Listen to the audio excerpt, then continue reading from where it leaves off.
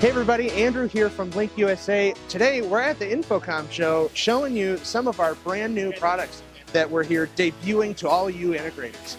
Right here in front of me is an awesome example of our UV printing abilities. So here we have some examples of all of the different textures that we can match. So instead of having a big ugly black plate on the middle of your beautiful colored wall, we can now exactly match the texture or the colors or even any advanced patterns like you see in this marble texture over here that are already on your wall to make those plates really invisible.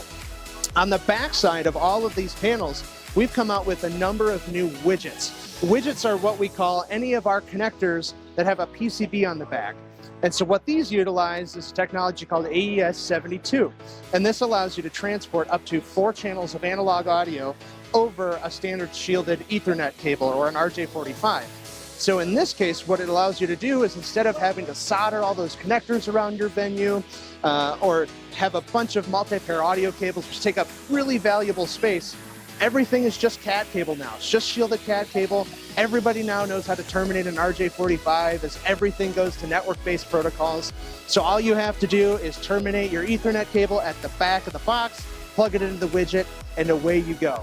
And what that's allowed us to do is some other interesting combinations of technology, like this stage box right here that has a traditional 16-channel multi-pin connector on one end, but on the inside is actually just a bunch of patch cables with our 4-channel widgets.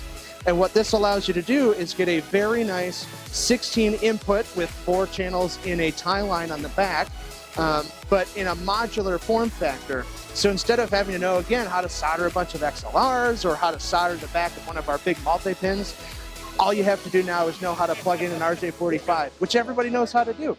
The other thing it allows you to do is change this on the fly. So if I need a different configuration, all I have to do is unplug a couple of cables, switch out the module, and I'm right back in business. Same thing for repairs. If anything ever breaks, which it always does, all you have to do is undo a couple of screws, unplug the cable, plop a new module right back in, and you're good to go.